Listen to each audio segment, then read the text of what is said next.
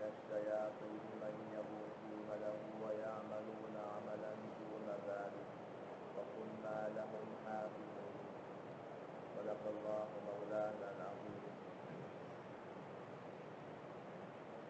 یہ سورہ الانبیاء کی آیت نمبر 89 ہے. یہ سورہ انبیاء، اس کا نام ہی سورۃ الانبیاء ہے. اس میں مختلف انبیاء کرام کے واقعات ہیں. کل آپ کے سامنے حضرت داؤد علیہ السلام کے واقعات، ان کے معجزات کا ایک حصہ بیان کیا گیا. آج حضرت سلیمان علیہ السلام کا قصہ یہاں بیان کیا جا رہا ہے. اچھی طرح یاد رکھیں، اللہ تعالیٰ نے تمام انبیاء کرام کو ایک اختیار دیا تھا کہ ہر نبی ایک ایسی دعا اللہ تعالیٰ سے مانگ لے جو اللہ تعالیٰ قبول فرمائے گے. مختلف انبیاء کرام نے اپنے اپنے ذوق کے مطابق دعائیں مانگی. حضرت نوح علیہ السلام نے دعا مانگی تھی جب 950 سال تبلیغ کی. اس کے بعد دعا مانگی تھی رب لا تذر علی الارض من الکافرین دیارا. اے اللہ، اب زمین پر کوئی کافر جو ہے یہ ایمان لانے والا نہیں ہے، بس ان کے نسل کو ختم کر دے تاکہ اندر کوئی کافر پیدا ہی نہ ہو. یہ دعا کس نے مانگی تھی؟ نوح علیہ السلام. اللہ نے ان کی دعا کو اس وقت قبول کیا تھا، اور ان کے ساتھ ایمان جو لانے والے تھے وہ کشتی میں سوار کر دیے تاکہ سب کو اللہ نے تباہ کر دیا. یہ نوح علیہ السلام کو تھا. اسی طرح اور کئی نبیوں نے دعائیں مانگی. حضرت ابراہیم علیہ السلام نے عجیب و غریب دعا مانگی، ربنا وابعث فیہم رسولا. اے اللہ، میری اولاد میں سے ایک رسول بھیج. جو قرآن مجید پڑھے وغیرہ ساری صفات بیان کی، تو انہوں نے نبی اکرم صلی اللہ علیہ وسلم کو مانگ لیا. اللہ تعالیٰ نے ان کو ان کی اولاد میں سے حضور صلی اللہ علیہ وسلم عطا فرما دیا. ہمارے نبی امام الانبیاء سید الانبیاء حضرت محمد مصطفیٰ صلی اللہ علیہ وسلم کو بھی اللہ تعالیٰ نے اختیار دیا کہ محبوب آپ ہی ایک دعا مانگ لیں. جس طرح باقی نبیوں کو اختیار دیا گیا تھا، انہوں نے دعائیں مانگی. اے اللہ کے نبی، آپ بھی دعا مانگ لیں. تو یاد رکھیں، ہمارے نبی حضرت محمد مصطفیٰ صلی اللہ علیہ وسلم نے فرمایا، اے اللہ، میں اپنی دعا اس دنیا میں نہیں مانگنا چاہتا، آخرت میں مانگوں گا. اور امت پر شفقت فرماتے ہوئے، امت کون ہے؟ میں اور آپ. ہمارے اوپر مہربانی کرتے فرمایا کہ میں آخرت کے اندر دعا مانگوں گا. اور علماء نے لکھا ہے کہ وہ دعا یہی ہوگی کہ امت محمدیہ صلی اللہ علیہ وسلم کے لیے شفاعت کرنا. اور شفاعت کبریٰ کہتے ہیں. تو بہرحال تو اس طرح مختلف انبیاء کرام کی دعائیں قرآن مجید کے اندر مذکور ہیں. حضرت سلیمان علیہ السلام بھی اللہ کے نبی تھے. ان کو بھی اللہ نے اختیار دیا کہ بھئی آپ بھی اپنی مرضی کی دعا مانگیں. تو حضرت سلیمان علیہ السلام نے بھی بڑی عجیب و غریب دعا مانگی. کیا دعا مانگی؟ رب هب لی ملکا لا ينبغی لأحد من بعدی انک انت الوہاب. اے اللہ، مجھے ایسی بادشاہت عطا فرما کہ پھر دوبارہ قیامت تک ایسی بادشاہت کسی کو ملے ہی نہ. کیا عجیب و غریب دعا مانگی. جی کیا دعا مانگی بھائی؟ رب هب لی ملکا. یہ میں آیت کریمہ پڑھ رہا ہوں، یہ 23واں سپارہ سورہ صاد کی آیت کریمہ ہے. رب هب لی ملکا لا ينبغی لأحد من، میرے پاس کسی ایک کو یہ ایسی حکومت ملے ہی نہ. تو اللہ تعالیٰ نے حضرت سلیمان علیہ السلام کو عجیب و غریب حکومت عطا فرمائی. کیسی حکومت عطا فرمائی کہ ایسی حکمرانی نہ اس سے پہلے کسی کو ملی، نہ قیامت تک کسی کو ملے گی. کیسے؟ اللہ تعالیٰ نے ان کو کائنات کی ہر مخلوق پر حکمران بنا دیا. جی، ہوا پر حکومت، جانوروں پر حکومت، پرندوں پر حکومت، درندوں پر حکومت، جنات پر حکومت نہ صرف یہ بلکہ وہ ان تمام چیزوں سے فائدہ بھی اٹھاتے تھے. پرندوں کی بولیاں بولتے تھے, ان کی زبانیں سمجھتے تھے, ان کی زبان سمجھتے تھے. ہمارے پاس تو جانور آتے ہیں, بلی بکرے وغیرہ بولتے ہیں, کیا بتاؤ کیا کہنا, تم سے میں کہہ رہے بس. سلیمان علیہ السلام باتیں سنتے تھے. وہ قرآن مجید کے اندر سورہ نمل کا واقعہ ہے, ہدہد کا واقعہ ہے. فقال ما لی لا اری الہدہد, کیا ہو گیا میں ہدہد کو نہیں دیکھ رہا. تو پھر وہ ہدہد آیا اور آ کر سلیمان علیہ السلام سے باقاعدہ زبان میں بات کی, اور سارا واقعہ قرآن مجید کے اندر مذکور ہے. اب یہ کسی اور نبی کو ایسی حکومت اللہ تعالیٰ نے عطا نہیں جی, اور اللہ تعالیٰ نے تو بہرحال اسی کا ذکر یہاں ان آیات کریمہ کے اندر ہے کہ حضرت سلیمان علیہ السلام کا واقعہ یہاں پر بھی ہے, سورہ صافات کے اندر, سورہ صاد کے اندر بھی ہے, اور بھی قرآن مجید کے اندر سورہ نمل کے اندر بھی پوری تفصیل کا واقعہ ہے. تو یہاں پر فرمایا کہ کچھ واقعات یہاں بیان کیا گئے. اب یہاں پر یہ بات اچھی طرح سمجھ لیں کہ قرآن مجید کا ایک عجیب و غریب انداز ہے. کوئی واقعہ ہوتا ہے نا, اس کا کوئی حصہ کسی جگہ بیان کیا جاتا ہے, کوئی حصہ کسی جگہ. اور سلیمان علیہ السلام کے کچھ واقعات یہاں پر ہیں, کچھ سورہ صاد 23 پارے کے اندر ہیں, کچھ سورہ نمل کے اندر ہے, اور بھی کئی مقامات پر سلیمان علیہ السلام کا ذکر کیا گیا. اب فرمایا وَلِسُلَيْمَانَ الرِّيحَ عَاصِفَةً تَجْرِي بِأَمْرِهِ إِلَى الْأَرْضِ الَّتِي بَارَكْنَا فِيهَا وَكُنَّا بِكُلِّ شَيْءٍ عَالِمِينَ. ہم نے سلیمان علیہ السلام کے لیے تیز ہوا کو مسخر کر دیا. حضرت سلیمان علیہ السلام کی حکومت اللہ نے جہاں اور چیزوں پر دی, وہاں ہوا پر بھی آپ کی حکومت تھی. ہمارے ہاں آندھی آتی, ہم کہہ رہی آندھی رک جائے, کیا رک جاتی ہے؟ ہمارا کہنے تھے ہم کہہ رہی ہوا تیز چل پڑے, نہیں چلتی. گرمی ہوتی, ہماری خواہش ہوتی ہے ہوا چلے. لیکن حضرت سلیمان علیہ السلام کا معجزہ یہ تھا تجری بامرہ, ہوا حضرت سلیمان علیہ السلام کے حکم پر چلتی تھی. الی الارض التی بارکنا فیہا, اس ارض مقدس کی طرف چلتی تھی جس میں ہم نے برکتیں رکھی تھیں. یعنی حضرت سلیمان علیہ السلام ہوا پر بیٹھتے تھے, اور اللہ تعالیٰ کے حکم سے. آپ یہ سورہ سبا کے اندر حضرت سلیمان علیہ السلام کا واقعہ ہے. وَلِسُلَيْمَانَ الرِّيحَ غُدُوُّهَا شَهْرٌ وَرَوَاحُهَا شَهْرٌ, کہ ایک مہینے کا سفر وہ صبح کی تھوڑی دیر میں طے کر لیتے تھے.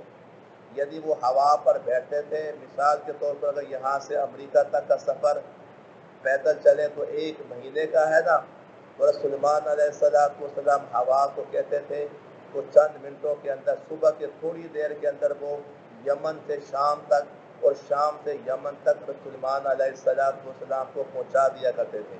یعنی وہ سفر جو عام مسافر ایک مہینے میں کرتا تھا, حضرت سلیمان علیہ السلام صبح کے وقت تھوڑی سی دیر میں. اس وقت تو ان چیزوں کا تصور بھی نہیں تھا, ہزاروں سال پہلے.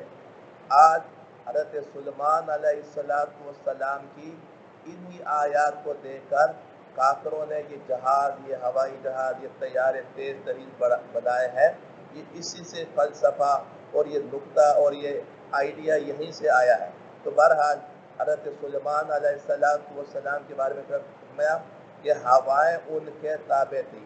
جہاں آپ نے جانا ہوتا تھا آپ ہوا کو حکم دیتے تھے. احادیث میں اور تفسیری روایات میں اس کا ذکر آتا ہے, وہ اپنے پورے لشکر کو کسی تخت پر بٹھاتے تھے اور ہوا کو حکم دیتے تھے چلو بھائی تخت کو اٹھاؤ, یہاں سے وہاں لے جاؤ. آج اگر کہیں فوج جانی ہو تو بڑے بڑے ہوائی جہاز ہوتے ہیں, بڑی بڑی گاڑیاں ہوتی ہیں. سلیمان علیہ السلام کے لیے کیا ہوتا تھا, اللہ نے ہوا کو مسخر کر دیا اور وہ ہوا ان کو لے کر اڑتی تھی. یہاں پر اچھی طرح یاد رکھیں کہ بعض لوگوں نے اس سے یہ کہا ہے کہ ہوا سے مراد وہ خاص ہوا تھی. جب آپ سمندر میں سفر کرتے تھے تو ہوا ان کو چلا کر لے جاتی تھی, ایسا نہیں ہے. علماء نے لکھا ہے اور قرآن آیات سے بھی معلوم ہوتا ہے کہ آپ کی ہر ہوا پر حکومت تھی. اب ہوا کو جہاں حکم دیتے تھے وہاں چلتی تھی. تو یہاں پر اسی کا ذکر ہے. وَلِسُلَيْمَانَ الرِّيحَ عَاصِفَةً. عاصفہ تیز آندھی اور طوفان کو ہوائی کو کہتے ہیں جو تیز آتی ہے. قرآن مجید کے اندر ہوائیں جو آتی ہیں اس کے لیے مختلف الفاظ بیان کیے گئے ہیں. بہرحال یہاں عاصفہ کا ذکر آیا ہے، تیز ہوا. حضرت سلیمان علیہ السلام کو فرمایا کہ یہ ہوا ان کو لے جاتی تھی. اور پھر آگے کیا فرمایا؟ وَكُنَّا بِكُلِّ شَيْءٍ عَالِمِينَ. اللہ فرماتے ہیں ہم ہر چیز کو جاننے والے ہیں. کہ ہمیں پتہ ہے کہ ہم نے کس نبی کو کون سا معجزہ دیا ہے اور کون کون سے ہے. قرآن مجید کے اندر بہت کم نبیوں کا ذکر آیا ہے. 1,24,000 میں سے صرف چند انبیاء کرام کا ذکر قرآن مجید میں ہے. واضح طور پر قرآن مجید کے اندر فرمایا گیا منہم من قصصنا علیک ومنہم من لم نقصص علیک. اے محبوب اسلام ہم نے کچھ نبیوں کا ذکر آپ پر کیا، کچھ کا نہیں کیا. تو بہت کم نبیوں کا ذکر اور واقعات قرآن مجید کے اندر ملتے ہیں. بعض احادیث میں کچھ اور نبیوں کا ذکر ملتا ہے، اسرائیلی روایات کے اندر اور نبیوں کا ذکر ملتا ہے. بہرحال تو ہمارا ایمان اور عقیدہ یہ ہوتا ہے کہ جتنے نبی گزرے ہیں ہم سب پر ایمان لاتے ہیں. بس ہمارا اجمالی قاعدہ اور کلیہ یہ ہے. ہمیں نہیں پتا کہاں کون نبی آیا، بس جہاں جس وقت جو بھی نبی آیا ہم اب کو اللہ کا نبی مانتے ہیں. وَكُنَّا بِكُلِّ شَيْءٍ عَالِمِينَ. وَمِنَ الشَّيَاطِينِ مَن يَغُوصُونَ لَهُ وَيَعْمَلُونَ عَمَلًا دُونَ ذَلِكَ وَكُنَّا لَهُمْ حَافِظِينَ. اب اللہ تعالیٰ ایک اور ان کا معجزہ یا ان کی قدرت کی نشانی بتا رہے ہیں کہ اللہ تعالیٰ نے حضرت سلیمان علیہ السلام کو جو حکومت عطا فرمائی تھی جنات و شیاطین پہ آپ کے تابع تھے. جن بھی آپ کے حکم پر کام کرتے تھے. قرآن مجید کے سورہ سبا کے اندر وہ آیات کریمہ ہے یعملون له ما یشاء من محارب وتماثیل ودفان کالجواب وقدور الراسیات اعملوا آل داود شکرا وقلیل من عبادی الشکور. فلما سارے یہ آیت کریمہ کیا ہے؟ یہ سورہ سبا کے اندر ہے. تو شیطان اور جنات ان کی تابع تھے. حضرت سلیمان علیہ السلام جنات سے بڑے بڑے کام لیا کرتے تھے. جنات کو یہاں پر آیا وَمِنَ الشَّيَاطِينِ مَن يَغُوصُونَ لَهُ. شیاطین یعنی جنات وغیرہ اور سب یہ آپ کے لیے یغوصون. خاصا یغوصو کا معنی ہوتا ہے کسی جگہ غوطہ لگا کر سمندر کے اندر اس میں سے خزانے نکال کر لے کر آنا. حضرت سلیمان علیہ السلام نے جنات کی ڈیوٹی لگائی کہ جاؤ سمندروں کے اندر جاؤ، اس کے تہہ کے اندر جو خزانے چھپے ہیں وہ لے کر آؤ، زمین کے اندر چھپے خزانے لے کر آؤ. تو جنات جاتے تھے، جہاں کوئی خزانہ ہوتا تھا وہ لے کر آتے تھے، اللہ کے حکم سے لے کر آتے تھے. اور حضرت سلیمان علیہ السلام ان کو اپنی رعایا پر خرچ کرتے تھے. وَمِنَ الشَّيَاطِينِ مَن يَغُوصُونَ لَهُ. جی جو آپ کے تابع کرتے جو غوطہ لگاتے تھے، یعنی سمندروں سے موتی جوہرات نکلتے تھے. اس لیے آپ اپنی فوج اور اپنی عوام کا کام وَيَعْمَلُونَ عَمَلًا دُونَ ذَلِكَ. اور یہ جنات اس کے علاوہ اور بھی کام کرتے تھے. حضرت سلیمان علیہ السلام ان سے اور بھی، جیسے کہ ابھی میں نے آیت کریمہ پڑھی 21 پارے کی، بس یعملون 22 پارے کے اندر ہے یعملون له ما یشاء من محارب وتماثیل وجفان کالجواب. بڑے بڑے محلات بنواتے تھے ان سے، بڑے بڑے مکانات بناتے تھے اور بڑے بڑے محراب بناتے تھے مساجد کی، گھروں کی خوبصورت. اور اسی طرح بڑے بڑے اچھے سے دراشے بناتے تھے. جس طرح آج کل ہم کہتے ہیں نا کہ بھائی عجوبہ یہ مینار پاکستان ہے، یہ فلانی بڑی بلڈنگ ہے، تو ایسے بڑی بڑی محراب اور تماثیل بناتے تھے. اور بڑے بڑے حضرت سلیمان علیہ السلام کا لشکر بہت بڑا تھا، تو بڑی بڑی ہانڈیاں بنتی تھی. بھائی ہمارے ہاں تو ہانڈی بنتی نا، ایک چھوٹی سی ہانڈی ہوتی ہے بھائی کلو 2 کلو گوشت پکڑنے والا. کوئی بہت بڑی ہانڈی ہو کسی نائی کے پاس تو کہتا ہے 20 کلو دیر پکا لی 25 کلو کی. یا کبھی اور تھوڑا سا آگے جائیں تو بڑے بڑے ہوٹلوں میں کبھی آپ نے دیکھا ہوگا زمین کے اندر بڑے سے کڑھائیوں سے بنائی ہوتی ہیں. حضرت سلیمان علیہ السلام کی جو کڑھائی یا ہنڈی تھی نا بہت بڑی ہوتی تھی. وہ جنات بناتے تھے وہ بڑی ہنڈی پورے پورے شہر جیسے ہزاروں لاکھوں جنات فوج اس کے اندر کھانا کھاتے تھے. اتنی بڑی بڑی ہے. وقدور الراسیات کا لفظ آیا ہے. تو بہرحال اللہ تعالیٰ نے حضرت سلیمان علیہ السلام کو یہ سارے معجزات عطا فرمائے اور ان کو ایسی حکومت عطا فرمائی کہ نہ اس سے پہلے کسی کو حکومت عطا کی گئی نہ کسی کو بعد کے اندر. جی وَيَعْمَلُونَ عَمَلًا دُونَ ذَلِكَ وَكُنَّا لَهُمْ حَافِظِينَ اور ہم ان سب کی حفاظت اور نگرانی بھی کرتے تھے. یہ قرآن مجید کے اندر یہ بات بار بار ہے کہ یہ سب کچھ ہوتا تھا تو اللہ کے حکم سے ہوتا تھا. حضرت سلیمان علیہ السلام نے جب دعا مانگی نا تو کیا دعا مانگی نے پڑھی ہے؟ رب هب لي ملكا لا ينبغي لأحد من بعدي. اگلا جو جملہ ہے نا وہ انک انت الوہاب. اے اللہ یہ حکومت ہے یہ سب کچھ دینے والے آپ ہی ہیں. کون دینے والا ہے بھائی؟ اللہ. نبیوں نے بھی صرف اللہ سے مانگا کسی اور سے نہیں. نہ کوئی دے سکتا ہے نہ کسی کی قدرت میں ہے. ہر چیز جو ہے اللہ تعالیٰ نے اپنے اختیار میں رکھی ہے. تو یعمل وَكُنَّا لَهُمْ حَافِظِينَ.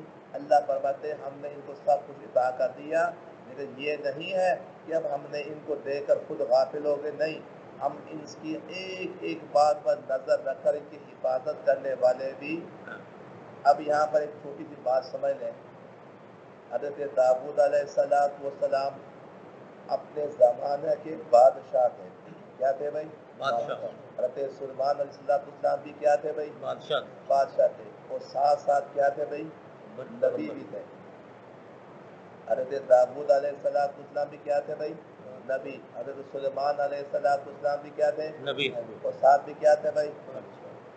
اب یہاں پر ایک جو آج کل لوگوں نے نا لوگوں کا دماغ خراب کیا ہوا ہے, ذہن خراب. وہ جی یہ حکومت کرنا تو مولویوں کا کام نہیں ہے. کیا ہے یہ حکومت کرنا؟ اس کا کام نہیں ہے. یہاں تو ہمیں نظر آ رہا ہے نبی جو تھے وہ کیا تھے؟ سب کچھ تھے. ہمارے نبی امام الانبیاء سید الانبیاء مسجد کے امام خطیب بھی تھے. کیا تھے بھائی؟ کیا تھے بھائی؟ حضور کیا تھے بھائی؟ مسجد کے امام بھی تھے. امام تھے. بولے ڈر کیوں رہے؟ کیا تھے بھائی؟ ساری زندگی نمازیں پڑھائی کہ نہیں؟ بے شک جی.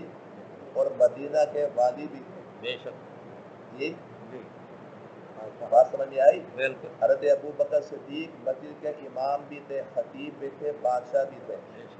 حضرت عمر فاروق, حضرت عثمان غنی, حضرت علی المرتضیٰ, حضرت امیر معاویہ, حضرت حسن و حسین, یہاں تک کہ یزید بھی اپنے وقت کا حکمران بھی تھا, مسجد کا امام بھی تھا, خطیب بھی تھا, حافظ قرآن بھی تھا.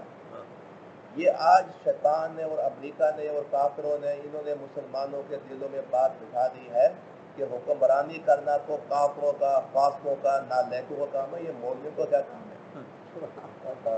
اچھی طرح اپنا ذہن صاف کریں. یہ کافروں کا اتنا بڑا پروپیگنڈا ہے. ہمارے کروڑوں مسلمان بیچارے اس پروپیگنڈے کا شکار ہو کر آج جتنا کوئی بدماش فاسق فاجر ہوتا ہے ووٹ اس کو دیتے ہیں.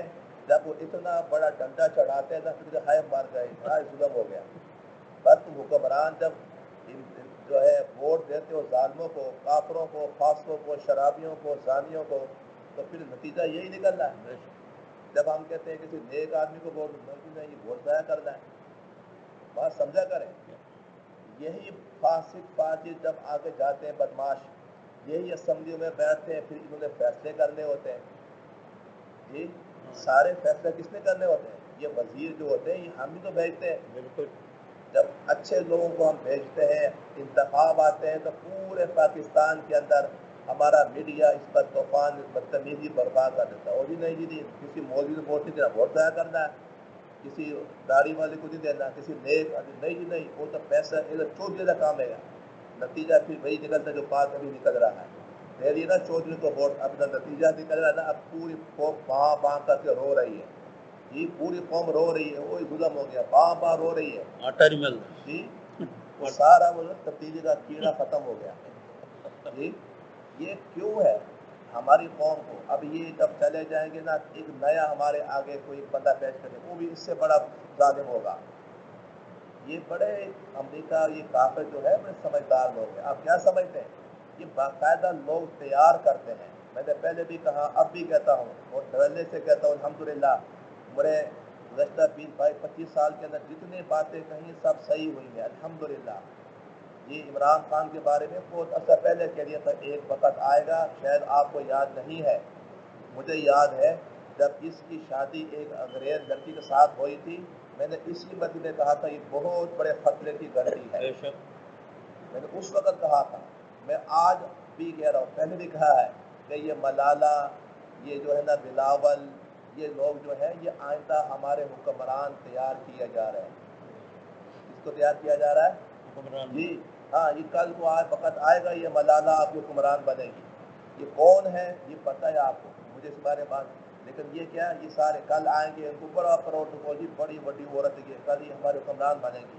یہ آج آصف زرداری کا بیٹا بلاول بیچارہ شرابی زانی جو کچھ یہ پتہ ہے آپ کو اس کو تیار کیا جا رہا ہے آندہ یہ ہمارا حکمران ہوگا. جی وجہ کیا ہے کہ ہمارے پاکستان کے اندر حکمران جو ہے باہر سے بنائے جاتے ہیں.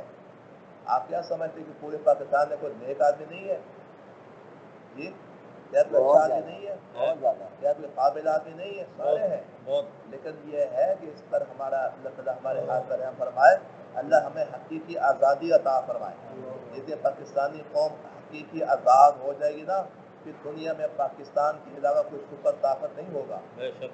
لیکن یہاں پر باقاعدہ منصوبہ بندی کر کے پورے پلاننگ کے ساتھ ہر بدماش ہر گندے غلط غلیظ ترین آدمیوں کو بڑے عہدوں پر بٹھایا جاتا ہے جان بوجھ کر تاکہ وہ پورے ملک کو تباہ کرے. پورے کوئی بیچارہ ایک آدھا درمیان اچھا آدمی آتا ہے آپ سارے جانتے ہیں کسی بھی شعبے میں دیکھ لیں جو بڑا آدمی ہوگا بالکل جاہل ہوگا. جی ابھی نئی تازی میں نے کچھ دن پہلے پڑھی جی کہ وزارت تعلیم کے اندر ایک بورڈ کے بڑے افسر نے کس جو بڑا چیئرمین بنایا کس آدمی کو محکمہ تعلیم والوں نے ماشاءاللہ جو آدمی میٹرک بھی پاس نہیں ہے.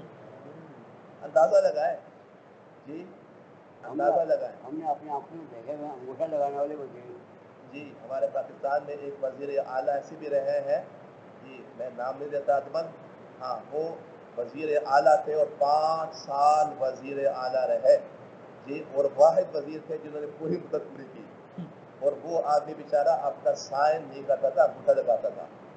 یہ ہمارا پنجاب کی بات کرو میں پنجاب کی جی یہ کیا ہے یہ ہمارے لیے خدا کے لیے ان باتیں کو سمجھا کریں. یہ سیاست نہیں ہے یہ ہمارا دین ہے. یہ ہمارے دین کے ساتھ مذاق کیا جا رہا ہے کہ ہمیں حکمران کیا ہے ایسے دیے جاتے ہیں جو بس ایک سے بڑھ کر ایک نمونہ ہوتا ہے جی. اور جس کو پہلے حکمران بنایا اس کو پہلے پورا ایک ذہن بنایا جاتا ہے اس کو بڑا پروٹوکول دیا جاتا ہے پھر اس کو لوگوں کے سامنے مشہور کیا جاتا ہے بڑا اچھا آدمی ہے بڑا اچھا آدمی بڑا کردار ہے بڑا یہ ہے وہ پھر اس کو لا کر ہمارے سروں پر کیا کر لیا جاتا ہے مسلط کیا جاتا ہے. بڑے کیا یہ لمبی دردناک کہانی ہے.